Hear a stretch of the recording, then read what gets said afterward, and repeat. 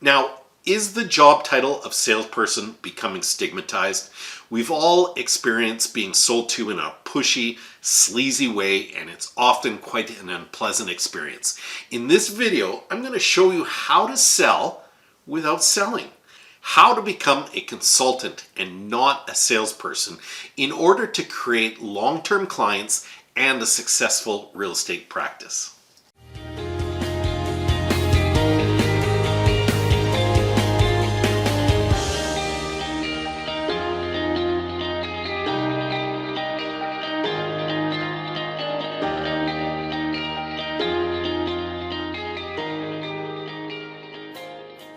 Like always, before we get into the meat and potatoes of this video, if you like this content, please hit the subscribe button as well as the thumbs up on the video. It's a small thing to do, but it really helps me out big time. So thanks ahead of time. Now, I've been lucky. I've been in real estate sales for more than 15 years now. However, I have never viewed myself as a salesperson, and never have I conducted myself in a sales-focused manner. I've always viewed myself as a consultant. Why? Well, ask yourself this. When was the last time that you had someone sell you something? How did it feel? Did you feel that you were just a number, or did you feel like the person cared about you and your goals? Or did you feel that you were pushed into your decision? The universal difference in consulting versus selling is a salesperson tells a buyer what they need, but a consultant helps them discover what it is exactly that they need. I believe that through consulting, you can build a thriving, long-term real estate business that generates repeat business, plenty of referrals, and most importantly, satisfied clients. So why do we loathe being sold? This is a really good question, and I think worth talking about. In a sales relationship, it feels like the salesperson is driven by making the sale and making it as quick as possible. They just want to get you to purchase a home and then move on to the next customer. Gone are the days of the, Glengarry, Glen Ross type of always be closing and sales volume regardless of the consequence of those sales.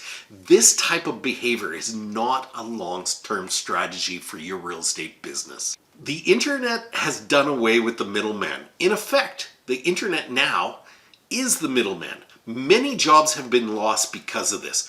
We, the real estate agent, are no longer the gatekeepers of information.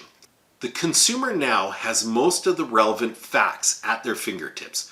Because of this, the consumer is now looking for a trusted guide to help them market their property or make sound financial decisions on what is the most likely to be the largest purchase of their life. So, be that trusted guide.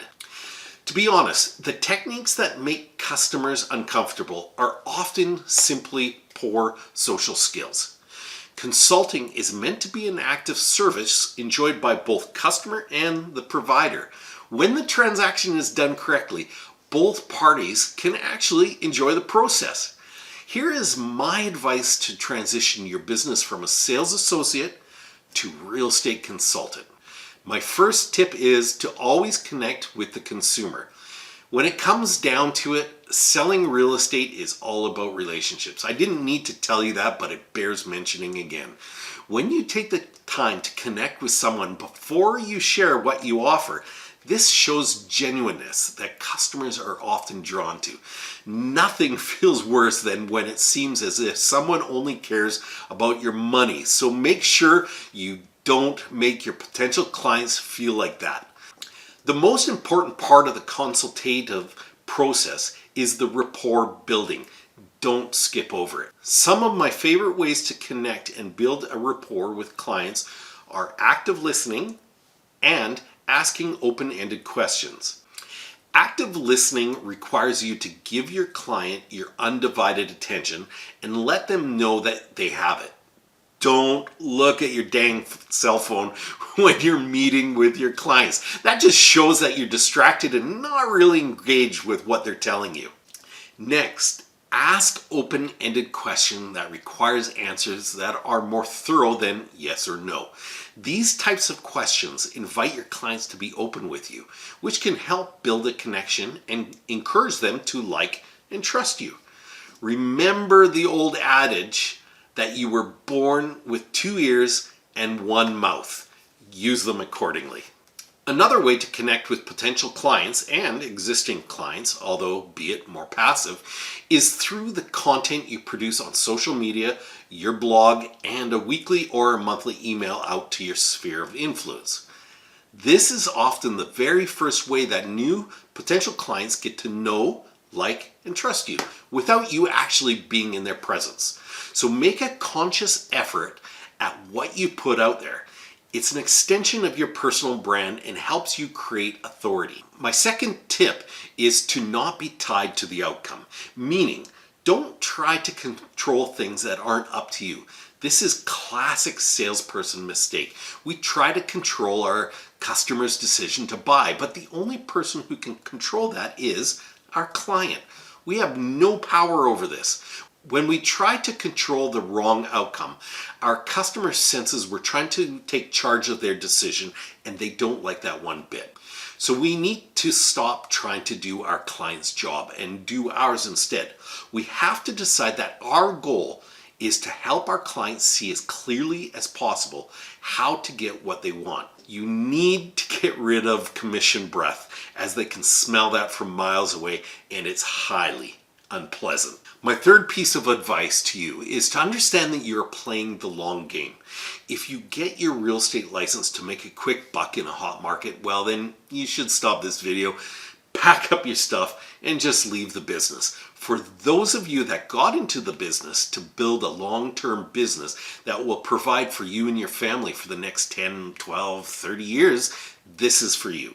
You will always get the best result for your client if you don't rush. If you rush it, it creates pressure, and pressure causes, 1, you try to control the wrong outcomes, like I said before.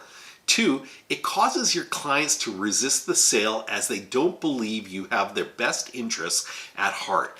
And 3, pressure causes bad decision making because you haven't given yourself or your client enough time to make an informed decision. Now, my last and could be the most important advice to you is you have to know when to walk away. Allow yourself the ability to move on. If you take the time to build a rapport with potential clients and listen to them, you'll likely have a pretty good idea of whether someone is genuinely interested in working with you and or serious about purchasing a home. If the person isn't interested in committing to work with you, or they're just interested in looking at houses, it's okay to move on. You don't need to work with everybody to be successful. This decision can be really hard when you first start, as you need to make some bucks to pay some bills. When you allow yourself to move on from a relationship, you can use that time with more serious clients or prospect more to find those serious clients.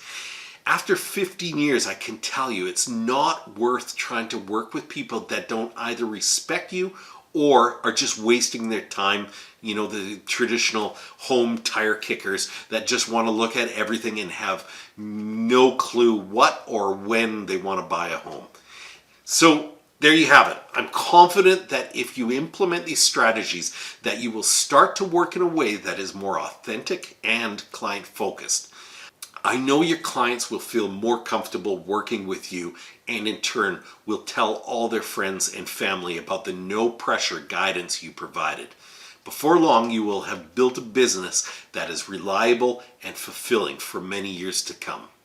Thanks again for watching. Remember, if you found value in this, please hit the subscribe button so you don't miss any new content from me in the future. Until we see each other again, thank you very much for watching. Take care and all the best.